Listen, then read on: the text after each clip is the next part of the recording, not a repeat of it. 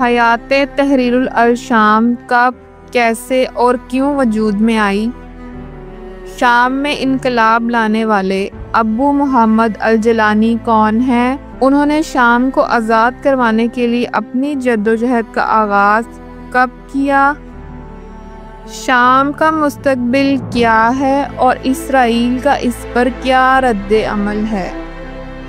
بسم اللہ الرحمن الرحیم۔ السلام علیکم ناظرین، شام کی صورتحال سے ہم سب واقف ہیں۔ آج ہم بات کریں گے کہ شام میں آنے والے انقلاب کے جو سرپرست ہیں ابو محمد الجیلانی، وہ کون ہے اور کیسے انہوں نے حیات تحریر الشام کا آغاز کیا۔ ابو محمد الجیلانی کا اصل نام، ان کی تاریخ پیدائش، جائے پیدائش اور شہرت کے بارے میں مختلف معلومات موجود ہیں جو ان کی شخصیت کو مزید پر اسرار بنا دیتی ہیں۔ الاسد خاندان کا تختہ الٹنے والے باغی گروہ کے جنگجو ابو محمد الجیلانی، جنہوں نے نہایت ہی کم عرصے میں بشار الاسد کی حکومتی فورسز کو شکست دے کر دارالحکومت دمشق کا قبضہ حاصل کر لیا اور شامی باغیوں کی حیات تحریر الشام کو سب سے طاقتور اپوزیشن ثابت کروایا۔ ابو محمد الجیلانی نے 2016 سے شام کو بشار الاسد کے جبر سے آزاد شام بنانے کے لیے کوششیں شروع کی اور تقریباً ایک دہائی سے اپنی تنظیم حیات تحریر الشام کو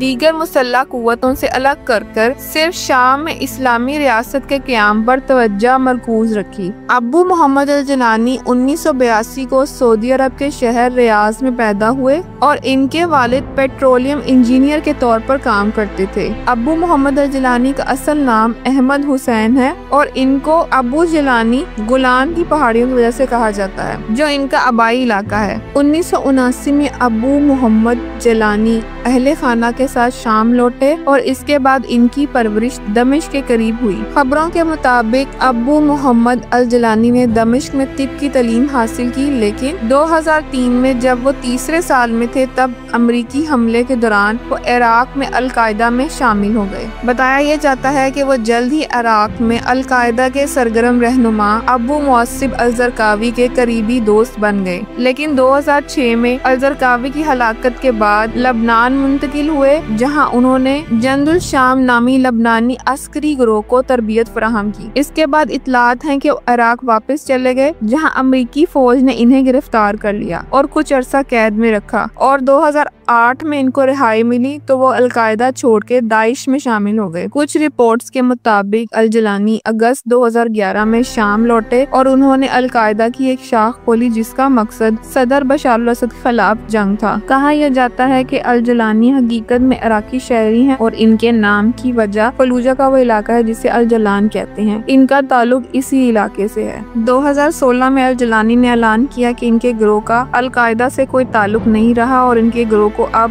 جہد فتح الشام کے نام سے پکارا جائے۔ 2017 میں اس گروہ کو حیات تحریر الشام کے نام سے ایک اتحاد کی شکل دی گئی جس کے سربراہ ابو محمد الجیلانی تھے۔ حیات تحریر الشام نے بین الاقوامی مسائل کی بجائے شام کے مقامی مسائل کو ترجیح دی۔ 2021 میں الجیلانی نے امریکی ادارے PBS کو انٹرویو میں کہا کہ انہوں نے القاعدہ کے عالمی جہاد کے نظریے کو ترک کر دیا اور ان کا مقصد صرف شام میں بشار الاسد کی حکومت کا خاتمہ ہے اور ملک میں اسلامی نظام کو قائم کرنا ہے۔ اس انٹرویو کے دوران الجیلانی نے یہ بھی دعویٰ کیا کہ جب وہ القاعدہ میں تھے تب بھی وہ یورپی یا امریکی حملوں کے خلاف تھے۔ الجیلانی کے بارے میں کہا جاتا ہے کہ وہ حالات کے مطابق خود کو ڈھال لیتے ہیں۔ پہلے ان کے نظریات القاعدہ سے بہت ملتے جلتے تھے، لیکن بعد میں انہوں نے اپنا مقامی ایجنڈا اپنا لیا اور اسی کے حصول کے لیے لگ گئے۔ ان کی قیادت میں حیات تحریر الشام نے صوبہ حل میں اسلامی نظام نافذ کیا، عدالتیں بنائیں اور پولیس فورس تک قائم کی۔ حل میں تعلیم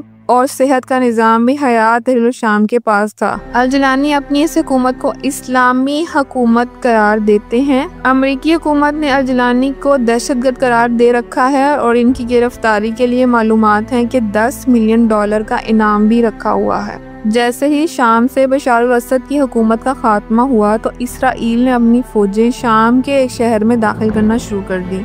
یہ علاقہ گولان کے سامنے ہے اور 1974 کے معاہدے کے مطابق اسے اقوام متحدہ کی زیر نگرانی بفر زون قرار دیا گیا ہے۔ شام جو ہے اتنا خوبصورت اور سرسبز اور شاداب ملک ہے جو اس وقت کھنڈر کی شکل اختیار کر گیا ہے اور اسے تعمیر نو کی فوری ضرورت ہے۔ تمام اسلامی ممالک اور عالمی برادری کو چاہیے کہ شام کی تعمیر نو کے لیے ہر طرح کی مدد فراہم کرے۔ ہماری اللہ تعالیٰ سے دعا ہے کہ سرزمین شام پر امن کی صبح ہو جائے، آمین۔ ویڈیو دیکھنے کا بہت شکریہ۔ اگر آپ میرے چینل پہ نئے ہیں تو اسے سبسکرائب کر لیں اور بیل آئیکن کو پریس کر دیں۔